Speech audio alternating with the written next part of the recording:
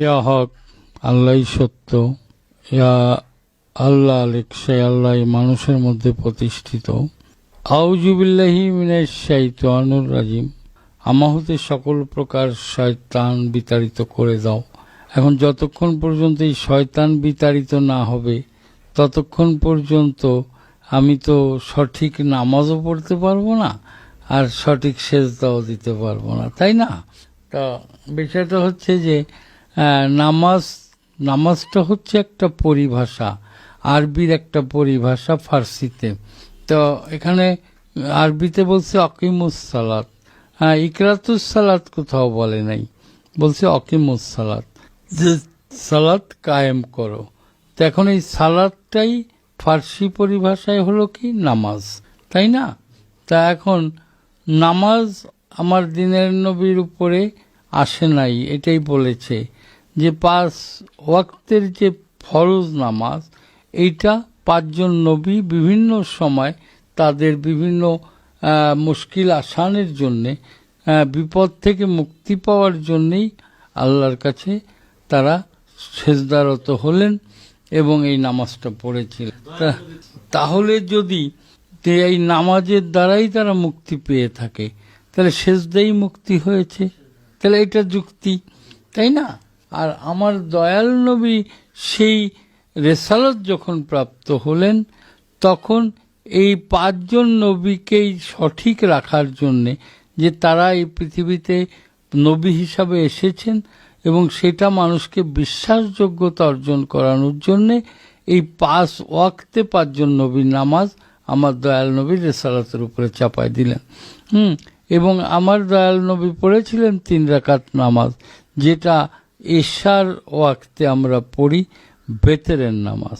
এই 3 রাকাত নামাজ আমার দয়াল নবী পড়েছিলেন এবং সেটা সুন্নাত এবং এটা ওয়াজিব, আমাদের পড়তেই হয়, তাই না? যে নবী যেটা করেছেন সেটা ওয়াজিব, আর যেটা বলেছেন সেটা সুন্নাত, তাই না? তাহলে নবীজি করে গেছেন, তাই আমাদের ওয়াজিব সেটা হয়ে গেছে। আর 5 ওয়াক্তে যে ফরজ নামাজ, 5 ওয়াক্তীয় নামাজ, এটা 5 জন নবীর উপরে এসেছেন এবং এটা শেষে গিয়ে রেসালত রূপে নবীজিকে দেওয়া হলো যে তুমি এটাকে প্রকাশ করো, তাই না? তাহলে এখানে নামাজ তো পড়তেই হবে, কারণ যদি আমি নবীর উম্মত হই, আমি আল্লাহর বান্দা হই, তাহলে আল্লাহর হুকুম মানতে হবে না? তাহলে নামাজ অবশ্যই পড়তে হবে। আবার জালালউদ্দিন রুমি যিনি বলে গেলেন 1 নামাজ 1 রোজা আদমজাদে করলে সারে। তো এই যে 1 নামাজ 1 রোজা, এই 1 নামাজ পড়া তো অনেক কঠিন। যেদিন সালাত কায়েম হবে সেই দিনই তো তার একটা নামাজ হবে, আর এই যে এতকাল আমরা পড়ে যাচ্ছি একটা নামাজও হচ্ছে না, সঠিক হচ্ছে না, তাহলে এই নামাজ পড়তেই থাকতে হবে। কারণ যদি আমি সালাত কায়েম করতে চাই তাহলে আমার সালাতে রত থাকতে হবে, তাই আমাকে পড়ে যেতে হবে, তাই না? তাহলে সালাত ছাড়া তো সালাত কায়েম হবে না।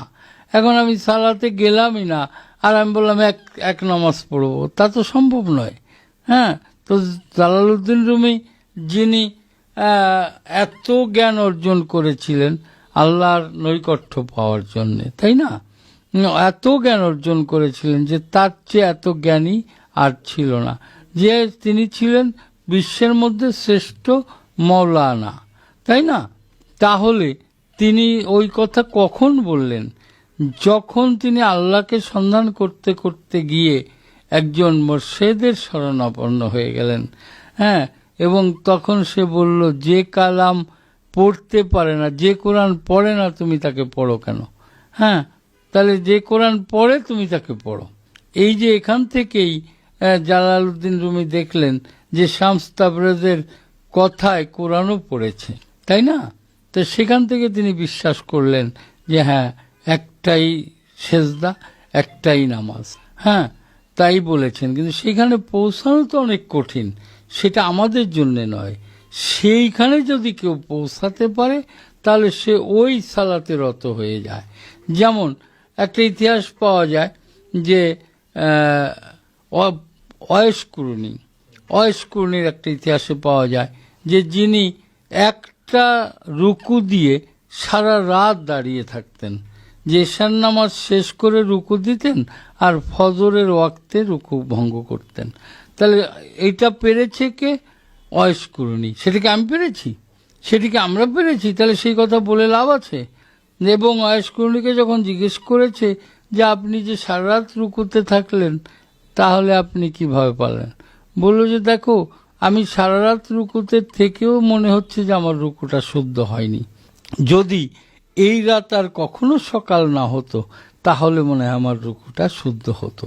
তাহলে সেই জায়গায় গিয়ে দণ্ডায়মান হতে হবে। তো ওখানে যদি কেউ দণ্ডায়মান হতে পারে, ওই একটা নামাজ হয়ে যায়। কিন্তু এইটা এখনকার বর্তমানে তরিকতের কিছু লোকজন আছে যারা বলে, আরে নামাজ পড়তে হবে কেন, কোরআনে কোথাও নামাজ পড়ার কথা বলে নাই, বলে না? কিন্তু এইগুলো আমি মনে করি এগুলো আর ঠিক নয়।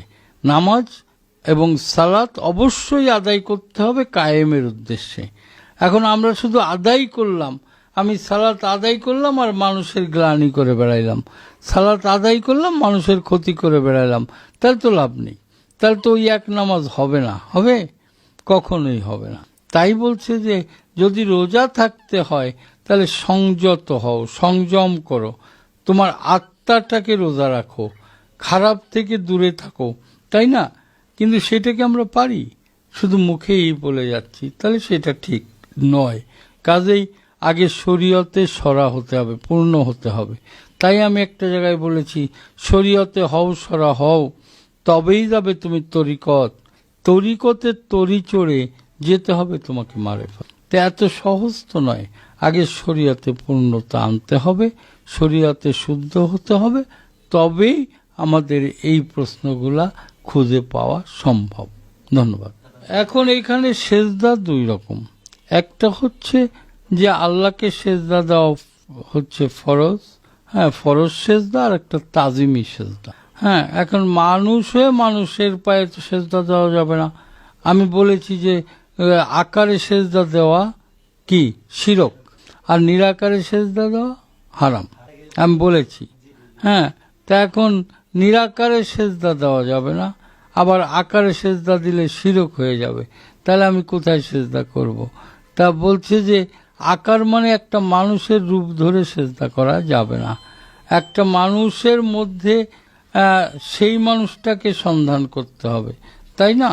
এখন সেই মানুষকে সন্ধান করতে গেলে যদি সেই মানুষের সন্ধান পাওয়া যায়, তাহলেই সেজদা দিতে হবে। কিন্তু এখানে আবার বলেছি যে এই মানুষের শরীরে কখনোই কপাল, নাক বা তোমার কোনো অঙ্গই, মুখমণ্ডলের কোনো অংশই লাগবে না। লাগলে সেটা তুমি অপরাধী হয়ে যাবে। কারণ এই অংশটুকু আমার সাই রাব্বানা আল্লাহ পাক নিজের রূপ দ্বারা করেছে। কোরআনে প্রমাণ করেছে, খালাকাল আদম সূরাতি, আল্লাহ নিজ রূপ দ্বারা আদমের রূপ তৈরি করেছে। তাহলে এই আল্লাহর রূপটা, আল্লাহকে নিয়ে তো আর একটা মানুষের পায়ে ঠেকানো যাবে না, যাবে কি? তাই আগে শিখতে হবে যে কিভাবে ভক্তি দিতে হবে। সেজদা এবং ভক্তি আলাদা, সেজদা একটা, ভক্তি আর একটা। তাহলে ভক্তি দেওয়া যাবে কিন্তু সেজদা করা যাবে না। তাহলে সেজদা করা যাবে একমাত্র সাইকে, আল্লাহকে।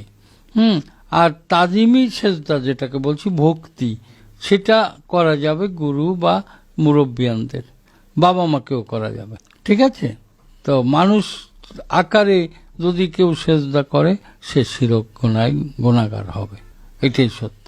পায়ে সেজদা দেওয়া নিষেধ। আমি তো বললাম যে এই অংশটুকু, যে মুখমণ্ডল, নাক, কপাল, এই অংশটুকু আল্লাহর যে অংশটা, কারণ ঘাড়ের উপরে অংশটা আল্লাহর নিজ রূপ, তাহলে এই অংশটুকু কখনোই পীর কেন, নবীর পায়েও লাগানোর হুকুম ছিল না, তাহলে আমি ওখানে পায়ে কেন লাগাবো? এটার আইন আছে, সেজদা ভক্তির কিছু নিয়ম আছে, আইন আছে। সেই আইনে গেলে শুদ্ধ সেজদা ভক্তি করলে গুনাহ হবে না। এইটা দিচ্ছে তারা বোঝে না, তাই। এবং আমি সব জায়গায় বলেছি যে এই অংশটুকু কখনোই কোনো মানুষের শরীরে টাচ করানো যাবে না। এখন বাউল তো শতকরা 90% মিথ্যা কথা বলেই মানুষকে বোঝাতে হয়। বিভিন্ন হাদিস কোরআনের রেফারেন্স টেনে টেনে কিছু গল্প তৈরি করে, তাই না? কাজেই সঠিক জানতে হবে, না জেনে করলে গুনাহ হবে। তবে তাজিমি সেজদা করা যাবে, তাজিমি ভক্তি, নট সেজদা। এখানে ভক্তি, ভক্তি মানে আমার সম্মান প্রদর্শন, আমি একজনকে সম্মান দেখালাম, সেটা সেজদা নয়। এই নিয়ম কারণগুলো তো এইভাবে নেটে আমাকে যদি বলা হয় যে নিয়মগুলো সব বলে দেন, আমি কি এখানে ক্লাস করে না, ওখানে তো আল্লাহ নিজেই বলছে যে সেজদা করো, সেজদা করো। এবং এখানে আল্লাহ নিজে যখন আপন সত্তা আদমের মধ্যে তখন তো আদম ইনসান হলো, তাই না? আর তখনই সেজদা করত, তার আগে তো বলেনি। এখন গন্ধম খাইলো জীব আত্মা, এখানে মানব দেহের 4টে জীব, একটা তো পরমটাই আল্লাহর। আর এই যত বিভ্রান্তকর কর্ম কথা এগুলো সব জীবাত্মার ছিল, পরমাত্মাও ছিল, মানা করেছিল, শুনে নাই। আদম তো মানা শুনেছিল, কিন্তু হাওয়া তো তাকে খাওয়ালো, তখন জীব প্রভাবিত হয়ে আদম। এই গন্ধম বস্তু আমি দেখাই দিতে পারবো না, এটা দেখানো সম্ভব না, এটা বোঝার বিষয়, এটা দেখানো না। আরে গ্লাসটা লাগাই দাও না। হ্যাঁ, বীজের মতো আসলে অসাধুরা বোঝাচ্ছে। এখন সেই বুঝে যদি কেউ বুঝে, কিন্তু সত্য কথা যেটা, সেটা হচ্ছে যে গন্ধ্রম হচ্ছে এই মানব দেহের ময়লা আবর্জনা। যখন আদমের দেহটা তৈরি হল, আর এই দেহটাকে পরিষ্কার করার জন্য মকরুমকে দিয়ে এই উপর এবং নিচ দিয়ে ভিতরে ময়লাগুলো বের করে, আর সেই স্তূপ থেকেই গন্ধর্ম গাছ ইতিহাস যাবে। এবং সেই গন্ধর্মের যে ফল হল, সেই ফল খাওয়ার পর মানব দেহে, আদম দেহে প্রসাব পায়খানা, তার আগে তো। আর সেই যে ময়লা আবার দেহে ঢুকলো, আর ঢোকার পরেই প্রসাব পায়খানা বেগ হওয়াতে তাদের আল্লাহ বলল তোমরা পেতাও, তাই না? তাহলে গন্ধর্মটা হচ্ছে, এবং এইটা অনেকে অনেকভাবে বিভিন্ন কথা বলছে। নারী, কেউ বলছে যে গমের বিচির মতো, কেউ বলছে এটার মতো। এগুলো কি ওরা দেখে আইছে? আমি যেটা দেখি নাই, আমি সেটা কথাটা বলছি, আমি যেটা দেখি নাই, যা দেখি নাই দুই নয়নে আমি বিশ্বাস করি। কথাটা এরকম যে আমি যা দেখি নাই সেটা নিয়ে আমি আলোচনা, আমি যা জানি না। আদম তো পাপ করে নাই, আদম পাপ করবে কেন? বেহেশতে থাকলে তো আর এই দুনিয়া সৃষ্টি হতো না। এটা আল্লাহ পৃথিবীর সৃষ্টি করতে চেয়েছিল, এবং এই চাষাবাস করবে, মানুষ সৃষ্টি করবে, এটা তো আল্লাহর আগেরই বাসনা। তাহলে আদম যদি বেহেশতেই বসে থাকে, তাহলে তো আর সৃষ্টি হতো না, এই পৃথিবী এত কিছু হতো না। হতো? তাহলে আল্লাহর বাসনা পূর্ণ হতো না। তাই আল্লাহ বাসনা পূর্ণ করার জন্যই আদমকে পৃথিবীতে পাঠালো, একটা টেকনিক কায়দা করে।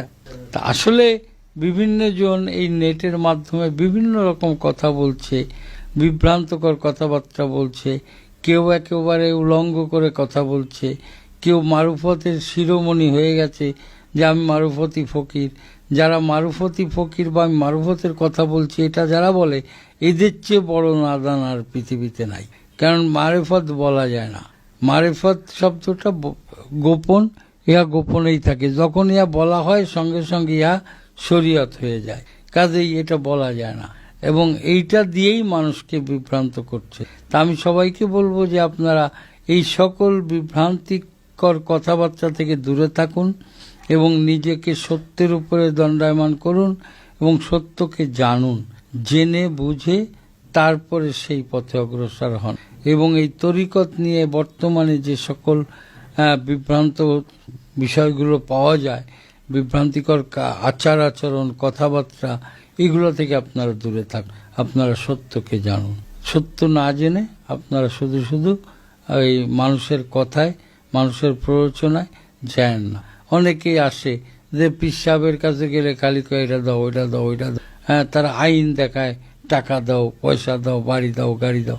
না, এইগুলো দেও বলে কোনো শব্দই জগতে নেই। হ্যাঁ, দেও যারা বলবে তারা আসলে সঠিক নয়। কাজেই এইগুলা থেকে আপনারা দূরে থাকুন। ধন্যবাদ।